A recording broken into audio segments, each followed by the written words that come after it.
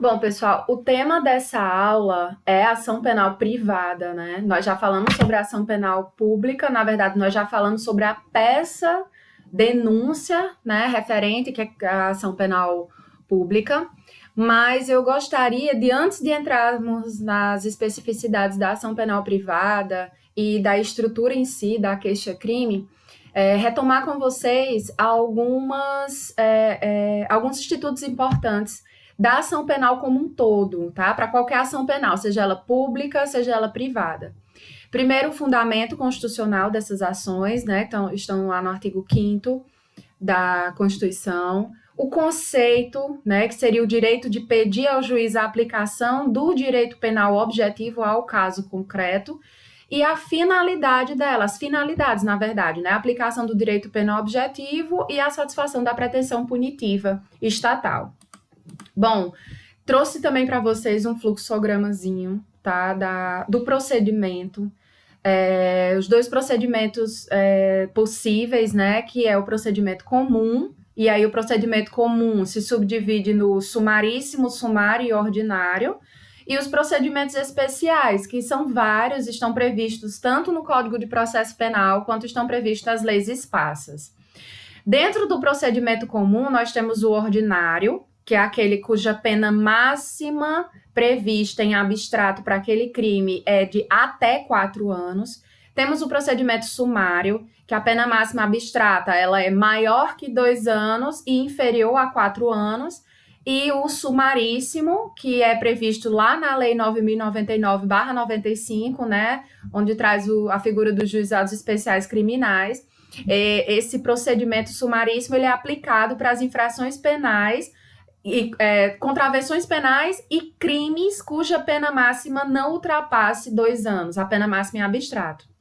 Então, lembrando disso, tendo em mente esses dois tipos de procedimentos, nós vamos trabalhar agora com um procedimento comum, tá? Vamos partir da ideia de que estaremos lidando, no caso concreto, um procedimento comum. Afinal de contas, nós temos vários procedimentos especiais, como vocês já estudaram em processo penal, tanto no CPP quanto nas leis esparsas. E não é o nosso objetivo aqui discorrer sobre cada um desses procedimentos, isso é matéria de direito processual penal. Mas aprendermos a estrutura da peça para que seja aplicada, para que seja feito, né, o processo, realizado o processo em qualquer um desses ritos. Então, eu vou tomar como base o mais comum, que é o procedimento comum. E lembrando também que nós temos condições gerais da ação penal, né? Existem requisitos para o exercício do direito de ação. Tem a questão da possibilidade jurídica do pedido, ou seja, aquele fato narrado ele tem que ser típico, ele tem que estar previsto em lei como uma infração penal. Então, a pretensão punitiva deduzida em juízo ela visa a aplicação de uma sanção penal prevista na ordem jurídica, né, prevista na lei, diante da ocorrência de uma infração penal descrita na lei como crime ou como contravenção. Então, essa é a possibilidade jurídica do pedido. O fato narrado deve ser um fato típico. O que mais? Do interesse de agir, majoritariamente, né, existem dois interesses, a viabilidade e a punibilidade. A viabilidade quer dizer que a ação ela só pode ser movida se houver a presença de indícios suficientes de autoria e de materialidade delitiva. Então, na sua descrição dos fatos e do direito, na sua peça, você vai ter que demonstrar a existência de indícios suficientes de autoria, ou seja, de que aquela pessoa a quem você está imputando a prática daquela infração penal realmente é a pessoa que cometeu aquela infração, e a materialidade do crime, ou seja, indício de que aquele crime realmente existiu. A punibilidade, né? Só é possível promover a ação enquanto ainda não foi extinta a punibilidade.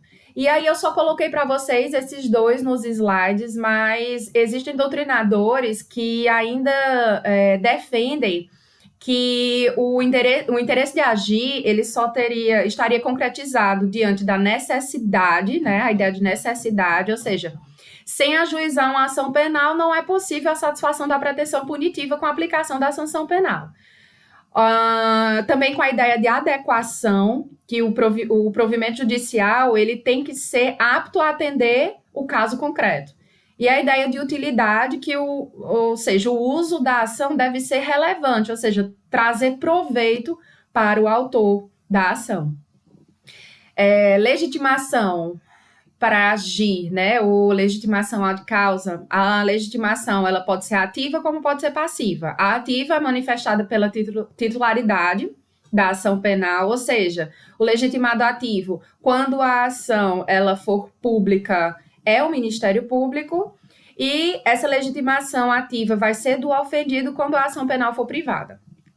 Isso eu sei que tudo vocês já estudaram em processo, mas estou, como eu já falei para vocês, recordando vocês disso para que fique mais fácil a compreensão da nossa peça, a finalidade dela, os requisitos dela, etc. Tá? Então, tudo isso aqui, todas essas condições são requisitos que precisam estar preenchidos e que você deve demonstrar a existência deles na sua peça. E voltando, né, a legitimidade passiva, a ação só pode ser movida contra quem praticar a ação penal, seja ele autor, coautor ou partícipe. E aí eu coloquei também um fluxogramazinho das condições gerais da ação, né? Condições da ação, as espécies, a possibilidade jurídica, o interesse de agir, legitimidade para a causa. E dentro da possibilidade jurídica, como vocês podem ver, coloquei tipicidade, interesse de agir, apenas os dois, majoritariamente aceitos, viabilidade e punibilidade. E, por fim, legitimidade para a causa.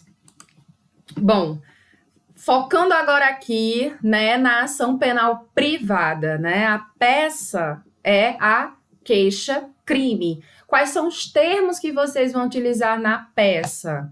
Nós vamos usar para o réu querelado e para o autor querelante, certo? Nessa peça queixa-crime, essa vai ser a terminologia correta. Então, o que é a queixa-crime? É a petição inicial da ação penal privada, né? Mirabeto já coloca dessa forma. Equivale à denúncia. E também assim como a denúncia, ela deve ser formulada juntamente com o inquérito policial ou outro elemento informativo, né? Outro elemento que dê ao juiz, leve até o juiz as informações necessárias a respeito dos indícios suficientes de autoria de materialidade delitiva. E a queixa-crime, ela está regulada lá do 24 até o 62 do Código de Processo Penal e lá no artigo 100 do Código Penal. E é uma peça que obrigatoriamente tem que estar subscrita por advogado com procuração especial do ofendido. Daqui a pouco eu falo mais um pouquinho sobre essa procuração especial ou procuração com poderes especiais, certo? Mas é uma peça que ela tem que estar subscrita por advogado ou, caso, ou conforme seja o caso, por defensor público, né? Porque nós temos que lembrar ainda aqui de alguns princípios. Vocês vão já entender por quê, tá? Mas um princípio que eu queria chamar a atenção de vocês é o princípio da indivisibilidade da ação penal. Isso porque o titular do direito de agir, ele não pode deixar de incluir na peça crime todos os coautores e partícipes do fato, tá? Então, eu recomendo para vocês a leitura do artigo 48 do CPP para lembrar disso e também do artigo 49 do CPP, né, que fala sobre a renúncia em relação a um se aproveita a todos. Então, o titular dessa ação penal, ele não pode deixar de incluir na queixa-crime todos os coautores e todos os partícipes do fato que, obviamente, ele vem a ter conhecimento, tá? E a fundamentação legal da peça é artigo 30, né? Ao ofendido e quem tem a qualidade para representá-lo caberá intentar a ação privada. Artigo 41 do CPP, que nós também já utilizamos para denúncia, também pode ser utilizado aqui para queixa-crime. E é bom vocês sempre terem em mente esse artigo 41 quando for o caso de elaboração de denúncia ou de queixa-crime, porque esse artigo 41 ele traz praticamente todos os requisitos que deve conter na peça. Então, tem que ter a exposição do fato, as circunstâncias, qualificação, e enfim, rol de testemunhas. Então, é bom até para que vocês lembrem, se estiverem fazendo a peça apenas com a consulta ao vadimeco, terem sempre em mente esse artigo 41, porque ele traz basicamente toda a estrutura da peça, todos os requisitos da denúncia, quanto da queixa-crime, tá? E vocês vão utilizar na fundamentação legal da peça de vocês. Assim como também vão usar, e aqui já é do Código Penal, o artigo 100, parágrafo 2º, que diz que a ação de iniciativa privada é promovida mediante a queixa do ofendido ou quem tem a qualidade para representá-lo. Quero chamar a atenção de vocês que eu mencionei aí essa observação. Lei 9.099/95, artigo 78. Por quê? Nós estando diante de uma infração de menor potencial ofensivo, ou seja, uma contravenção penal ou um crime cuja pena máxima não ultrapasse 2 anos, vocês vão fundamentar a peça no artigo 78 da Lei dos Juizados Especiais Criminais. No artigo 78 vai estar inclusive dito que a queixa nesse procedimento ela pode se dar de maneira verbal. Beleza? Então, quando é que seria o caso? Me dá um exemplo, professora, de crimes ou de contravenções em que a gente teria que utilizar como fundamentação a Lei 9.099. A maioria dos crimes contra a honra. A maioria dos crimes contra a honra, tirando ali o 141 da injúria qualificada e o 140, me fugiu agora qual exatamente o parágrafo, tirando duas condições, todos os demais crimes contra a honra, eles preveem uma pena máxima em abstrato que não ultrapassa 2 anos. Então, eles poderiam ser... poderia ser feita a queixa-crime em relação a eles, sendo o caso de queixa-crime, com a fundamentação legal na 9.099/95, tá? E quem seria... por que é importante, só voltando aqui um pouco,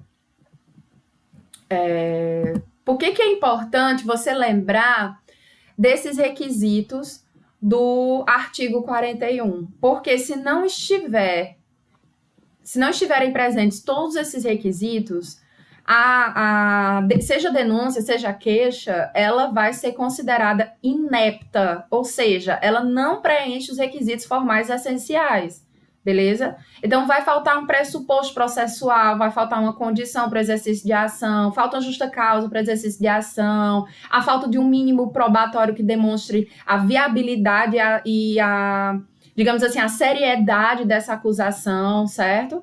Então, não é... Isso deve ser verificado também na narrativa fática, né? Na conduta dos querelantes, etc. Mas sempre deve levar em consideração, na sua peça, a demonstração de todos esses elementos, todos esses requisitos, tá? Do artigo 41, dos pressupostos processuais, dos requisitos para a condição do exercício dessa ação penal, ou seja, a titularidade, ok, a narrativa fática mostra que o fato realmente foi praticado naquelas condições que você está descrevendo, que aquele fato que você está descrevendo realmente se amolda a um tipo jurídico previsto em lei, né, um tipo penal, e por aí vai. Então, cuidado também com essa questão do titular. O titular na ação penal da ação privada, vai ser a vítima ou representante legal. E aí eu coloquei para vocês os artigos para vocês lerem a respeito disso. E tem como característica a ação penal que nessa queixa a gente vai ter uma substituição processual. Por quê? Porque é a vítima que ingressa com a ação em nome próprio para defender um interesse alheio. Que interesse alheio é esse? O direito de punir do Estado, né? Então, é a vítima que vai estar em nome próprio defendendo o interesse alheio, que seria o direito de punir do Estado. E essa vítima, ela vai precisar de um curador especial em determinadas situações. Por exemplo, a vítima é menor de 18 anos, é mentalmente enferma, não tem um representante legal, ela vai precisar de um curador especial. Quando os interesses da vítima, seja, por exemplo, é uma vítima menor de 18 anos, ou que tem algum problema mental, e os interesses dela colidem com os interesses do representante legal. Então, nesse caso, também vai ser designado um curador especial. Também tem o caso de morte ou ausência do ofendido. Então, quem vai exercer o direito de queixa ou prosseguir na ação penal, caso ela já tenha sido dada entrada nessa ação penal, vai ser o cônjuge, ascendente, descendente ou irmão.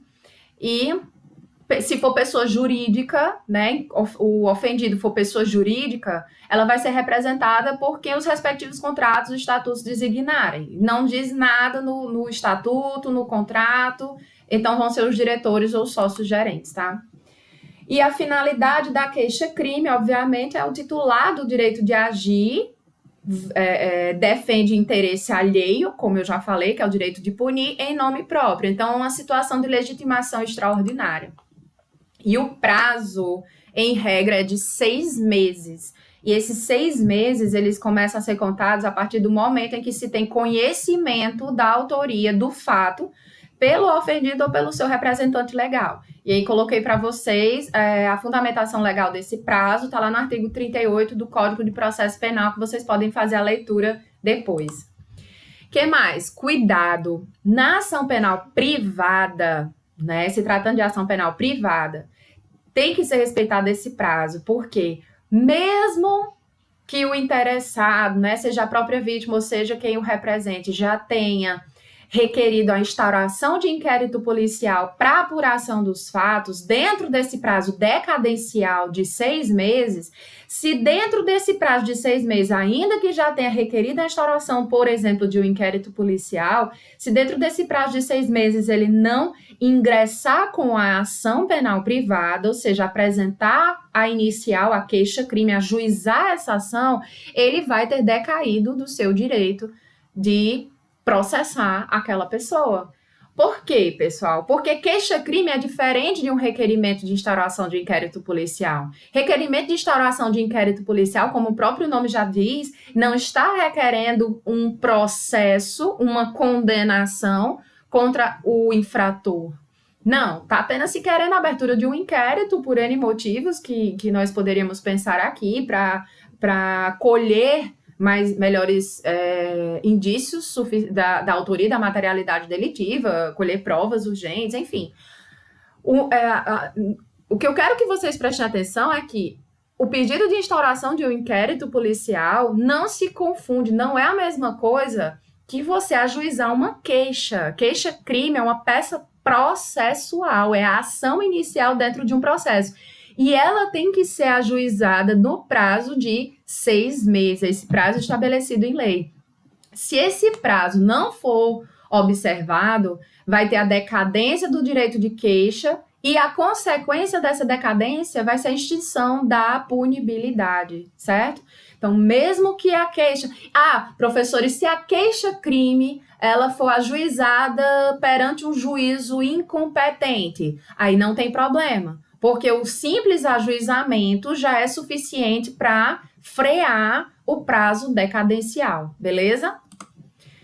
E eu tinha falado com vocês sobre a procuração com poderes especiais ou procuração especial. Pessoal, é um documento indispensável quando se trata de ação penal privada, certo? Então, o procurador, por exemplo, você como advogado, ele deve ter no mandato dele, no instrumento de mandato, na procuração, tem que constar os poderes especiais. Como assim? Tem que constar o nome do querelado, tá? A menção do fato criminoso. Não precisa você fazer uma descrição pormenorizada do delito como você vai fazer lá na inicial. Basta que você mencione pelo menos o nome in iuris, né? Ou seja, qual é o fato praticado por ele, qual é o crime praticado por ele, tá? Eu sempre oriento a trazer uma descrição não pormenorizada, não detalhada, mas uma descrição breve na própria procuração sobre qual é o fato, né, a respeito do fato que se está imputando a alguém, para evitar, inclusive, de o advogado, como eu já conversei com vocês em sala, seja acusado de calúnia, né, imputar falsamente a alguém a prática de um crime. Então, você já fica bem reservado, né, bem protegido em relação a isso. E eu sempre aconselho também vocês a colocarem o próprio cliente para assinar também a queixa-crime, tá? Porque aí você estaria colocando a responsabilidade pelas informações que estão ali constando para o seu cliente. Não havendo essa procuração com poderes especiais, professora, como eu falei para vocês, a queixa ela vai estar inepta, porque não vai estar tendo todos os elementos necessários, todos os requisitos necessários para o prosseguimento do processo. Então, ela vai ser considerada inepta, vai ser uma queixa inepta. Sendo inepta, o juiz irá rejeitá-la. Bom, ainda sobre esses requisitos, né, trazendo melhor aqui o que nos diz o artigo 41 do CPP, artigo que vocês vão utilizar na fundamentação da peça de vocês, deve constar na peça a exposição do fato na peça, e aí sim, pormenorizadamente, todas as suas circunstâncias. Você deve mostrar que aquele fato narrado constitui um crime ou uma contravenção penal. O fato criminoso ele tem que ser descrito de forma especificada. Então, se você está imputando a prática de mais de um crime, aquilo dali deve ser descrito de forma específica para cada um dos crimes, tá? Devem ser descritos todos os elementos do tipo penal. Então, se é o caso de uma qualificadora, se é o caso de uma majorante, se é o caso de um agravante, por exemplo, enfim, tudo isso tem que estar descrito. Todos os elementos do tipo penal, todos os elementos que possam pesar na hora da identificação, da punição daquele infrator pela prática daquele crime. Devem constar também, de forma clara, o sujeito ativo do crime, os autores, os meios empregados por ele, qual foi a consequência desse crime dele, como assim, o mal produzido, né, em razão daquela conduta dele, o lugar do crime, os motivos do crime, a maneira pela qual foi praticado, o tempo do fato, enfim. Se houver concurso de pessoas, nós já falamos, né, do princípio da indivisibilidade da ação penal. Então, devem ser apresentadas todas essas pessoas que praticaram o crime e deve ser descrito de modo individualizado a conduta de cada um dos coautores ou partícipes que concorreram para esse evento. O que mais? Tem que ter, obviamente, a qualificação do querelado, né? Tem que indicar as qualidades que o individualizam, tudo que você já tiver, se você estiver resolvendo um caso concreto, se a questão já te der dados sobre essa pessoa, como nome, profissão, etc., você coloca na sua peça. Se a questão não te der, já falei para vocês não inventam dados. Vocês fazem apenas a menção, profissão, 3 pontinhos, que você vai estar indicando que colocaria aquela informação se você tivesse essa informação. O que mais? A classificação jurídica, né, do crime, obviamente, o rol de testemunhas quando necessário. E nós vamos falar ainda, em uma outra videoaula, eu vou falar para vocês sobre a ação penal subsidiária, a ação penal privada subsidiária ou supletiva, né? Que é aquela cabível quando houver a inércia do Ministério Público. Não vou entrar em detalhes sobre ela agora, tá? Mas depois eu falo um pouco mais numa outra videoaula para vocês a respeito dela. Só estou mencionando aqui, porque nós estamos fazendo essa breve explanação, recordando esses institutos da ação penal, para ficar mais fácil a nossa compreensão da peça em si, da sua estrutura, da sua finalidade, etc., como eu já falei. Depois eu gravo uma outra videoaula para vocês sobre a ação penal privada subsidiária, se vocês quiserem, tá? Então me falem no fórum se vocês vão querer ou se é desnecessário, se vocês resolvem isso com o professor de vocês de processo penal. Privada, né, tem a ação penal privada ou exclusiva ou principal propriamente dita, que é aquela proposta pela vítima ou seu representante legal. E no caso de morte ou de ausência, os legitimados são aquelas pessoas que nós já conversamos, os cônjuges, ascendentes, descendente ou irmão. E tem a personalíssima, é aquela que somente pode ser proposta pela vítima. E se essa vítima morreu, se essa vítima for dada como ausente, haverá extinção da punibilidade por perempção, tá? Só é admitida numa hipótese hoje, no nosso ordenamento jurídico, lá no Código Penal, no artigo 236, parágrafo 2º. Quanto à atuação do Ministério Público na ação penal privada, no caso de ser uma ação penal privada exclusiva e personalíssima, o Ministério Público ele vai atuar como custos legis, como fiscal da lei. Ele vai poder intervir em todos os termos do processo, tá? De acordo com o que está previsto lá no Código de Processo Penal, artigo 45.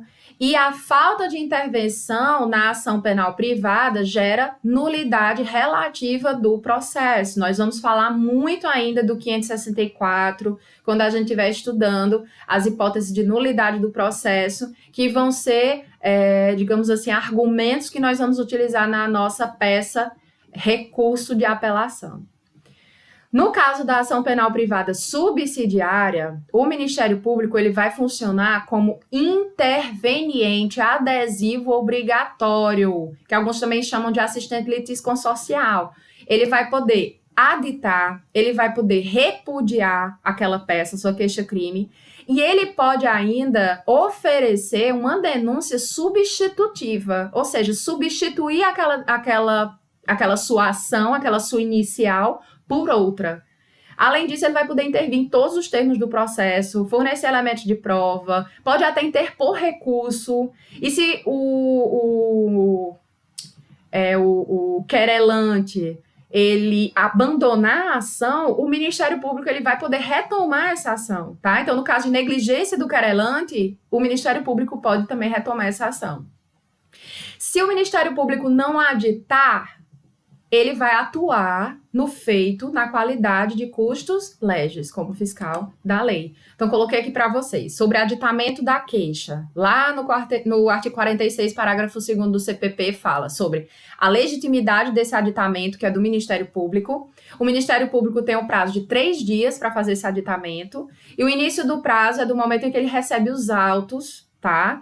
O alcance, ele pode aditar o quê? Imperfeições formais, tá? Formalidades que não foram cumpridas, que não estão presentes naquela peça inicial, né? Já falamos sobre algumas delas. Ele pode também incluir novos crimes que ele achar que foram praticados e até novos infratores, pelo princípio que eu falei com vocês lá no início, da indivisibilidade, né? Então, todos devem ser processados. Havendo mais de um infrator, o Ministério Público tendo conhecimento disso, ele pode aditar para incluir mais um querelado, mais um infrator. Também, se o Ministério Público não aditar nesse prazo, vai ter a presunção de que ele não quis aditar a queixa, não havia o que aditar ou ele não quis aditar.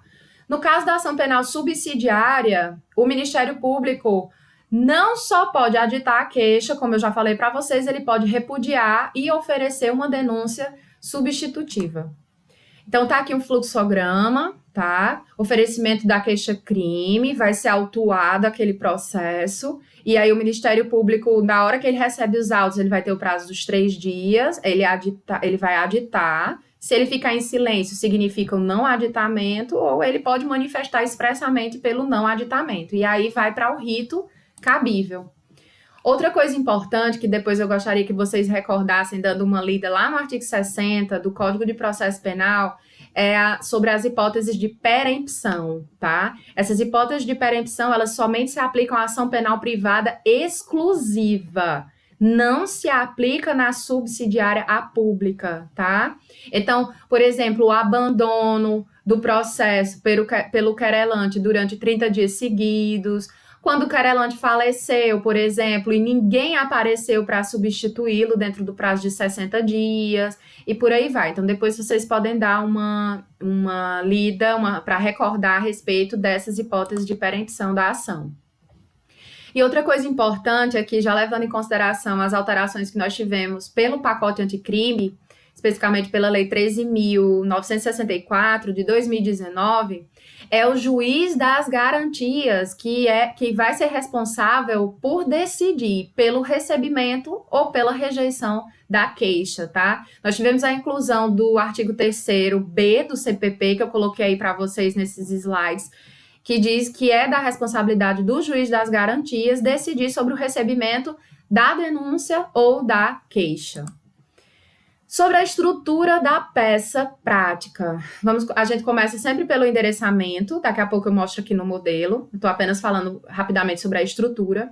Começa pelo endereçamento, depois nós vamos ter o preâmbulo da peça, onde a gente vai ter o nome, a qualificação do querelante, né, que é o autor da ação, ou seja, a vítima, o ofendido ou quem o represente, a capacidade postulatória, né. Você vai falar fundamentado no artigo legal. Qual é o artigo daquela peça? Que eu já falei para vocês quais são os artigos que vocês vão fundamentar.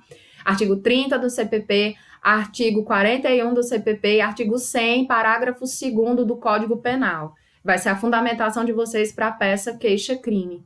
Coloca o nome da peça, o nome e a qualificação do querelado, né? E a frase final, aquela frase que a gente sempre coloca, pelos motivos fáticos e jurídicos a seguir aduzidos, por exemplo. Depois, no corpo da peça, vocês vão colocar os fatos e o direito. Depois, o pedido e a parte final. A parte final, né? Nesses termos, pede deferimento, local, data, assinatura, advogado. Então, eu trouxe aqui um modelo para vocês da queixa-crime.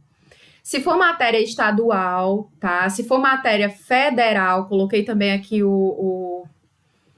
como é que seria esse endereçamento, né? Você vai endereçar para o juiz federal da vara criminal da seção judiciária daquele local. Se nós estivermos em crimes dolosos contra a vida. Como assim, professora? Crime doloso contra a vida? É possível termos queixa quando se fala em tribunal do júri? É possível, sim. No caso de inércia do Ministério Público, né? E aí a gente tem a ação penal privada subsidiária, tá? Então, em tese, tem sim. Então, aí você vai se reportar, né, à vara do júri, e aqui, no caso de crime doloso contra a vida em matéria federal, ao juiz federal da vara do júri daquela sessão. O que mais? Depois vem para aquela parte do preâmbulo da peça, né, que você vai qualificar o querelante, que vocês já sabem como qualificar, vai fazer a menção que vem por meio de advogado com poderes especiais, beleza? Então, você pode, em vez de colocar aí documento 1, você pode colocar com procuração, com poderes especiais em anexo, tá? E aí faz a vênia, né? Vem a presença de Vossa Excelência, respeitosamente, com fundamento nos artigos 41, 44 do Código de Processo Penal, inclui o 30 também, tá, pessoal? Artigo 100, parágrafo 2º do Código Penal, oferecer queixa-crime em face de, e aí você vai qualificar o querelado e colocar os motivos de fato e direito a seguir aduzidos.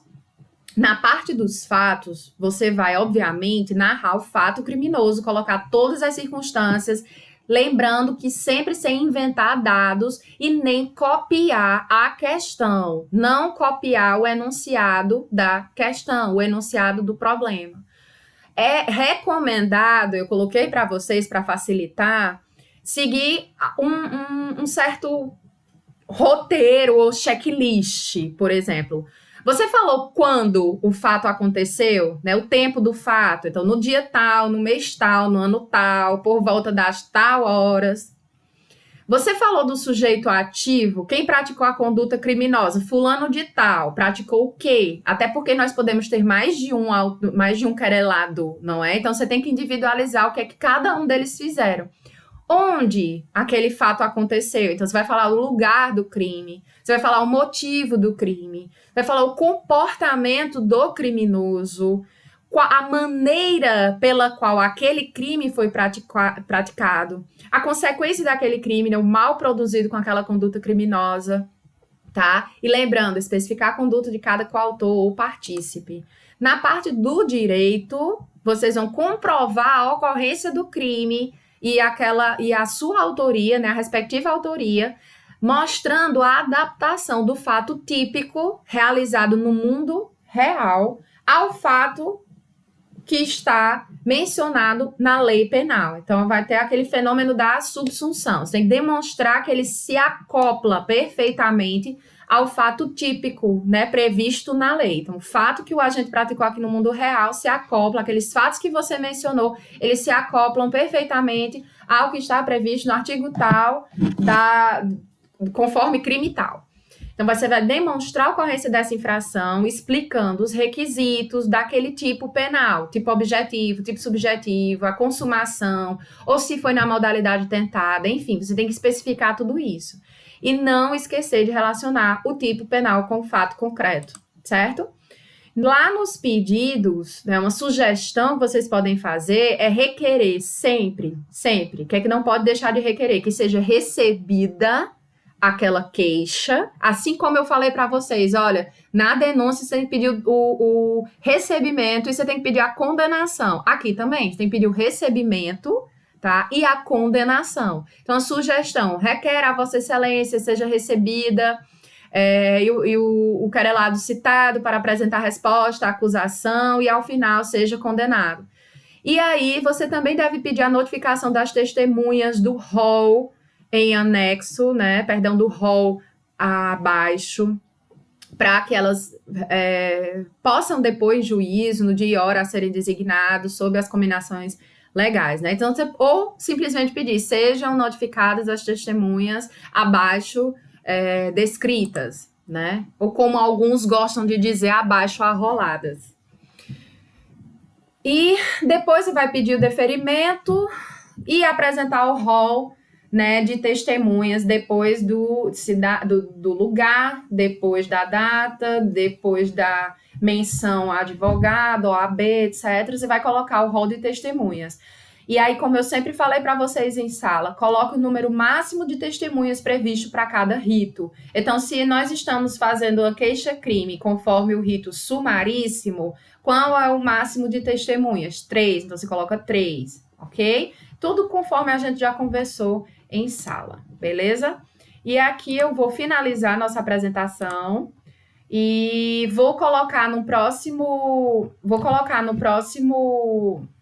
material do nosso Unileão virtual o caso para que vocês possam treinar, né, a confecção dessa peça. E aí eu vou abrir o fórum para que vocês também coloquem dúvidas, sugestões, etc, etc, beleza?